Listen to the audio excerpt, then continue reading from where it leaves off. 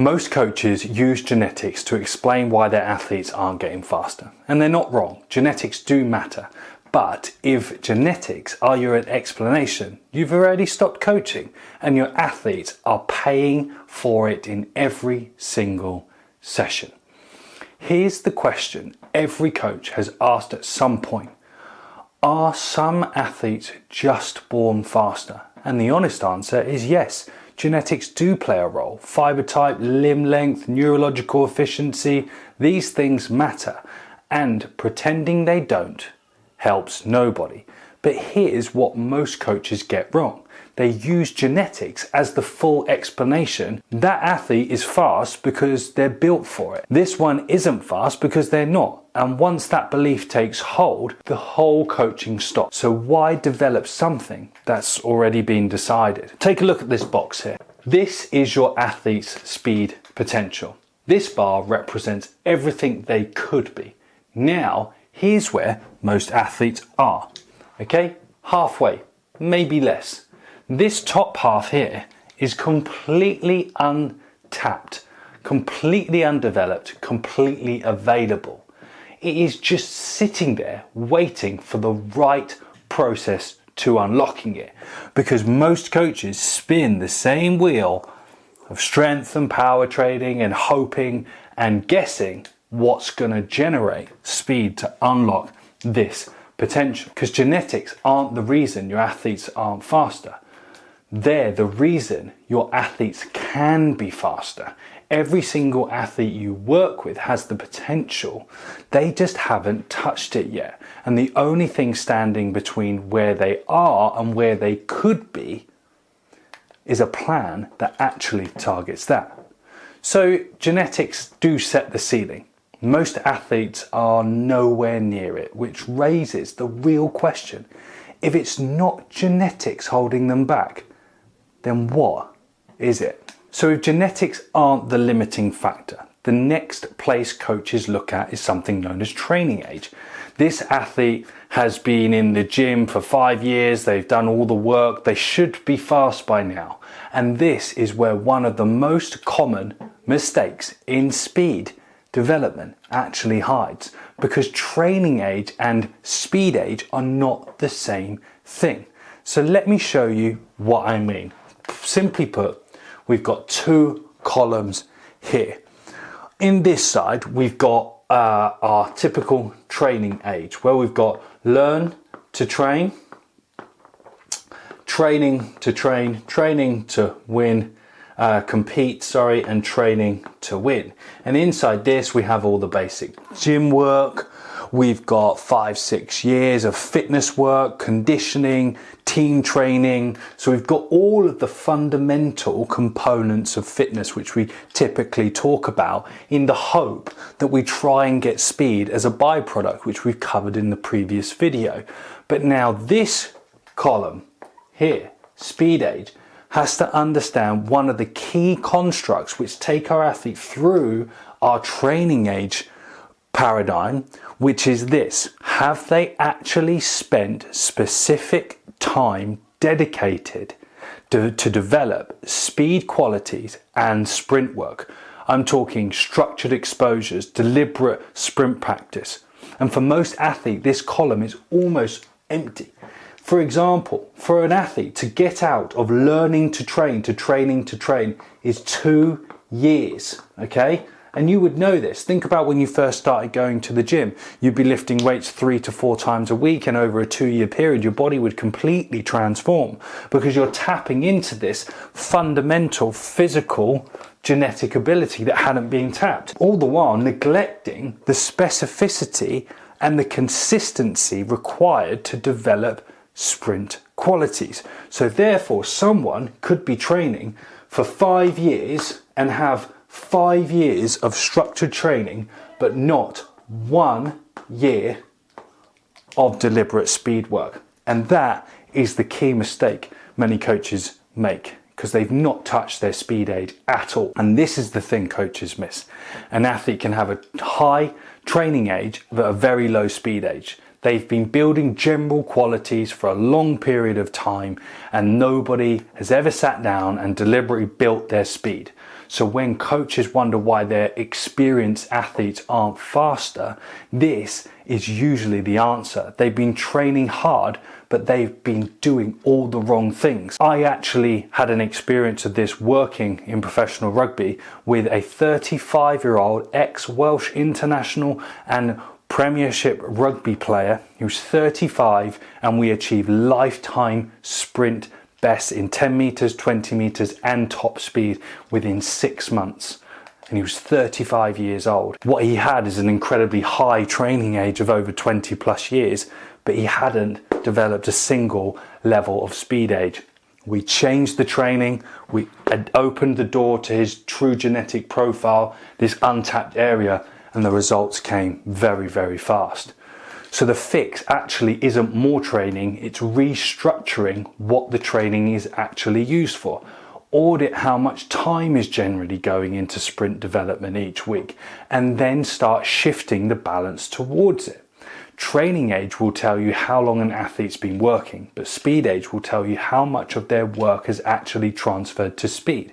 And for most athletes, that number is much lower than anyone realized. So now we know that training age isn't the same as speed age. The next question is this: what does proper sprint exposure look like? And this is where most coaches hit a wall, because when they hear sprint exposure, they just think sprinting. They get the athletes on the track, they run some reps, job done, and that's only part of it. Real sprint exposure is a system that's underpinned by sprint development. It has structure, it has hierarchy, it has every component inside it that has a specific role to play. So let me draw this out for you as well. We have a hierarchy, and at the base of the hierarchy, the gym, but not general strength work, not fitness, not conditioning. The gym that actually builds specific sprint qualities that support speed. So for example, that is, as we talked about in the previous video, developing relative strength. And later in the series, we're going to look at specific strength for the development of speed. And then above this, we're actually going to start to look at specific sprint variations. So speed drills, okay?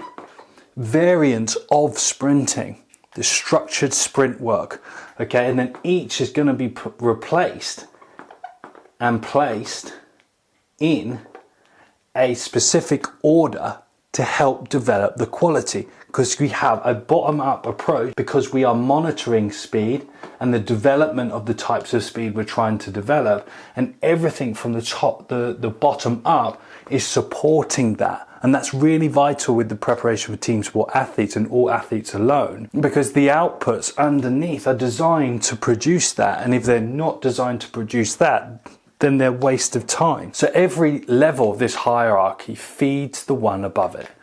Take one out, and this is the big thing, the whole thing becomes less effective. It's like pushing dominoes over. If you take a domino out, the tower doesn't fall anymore.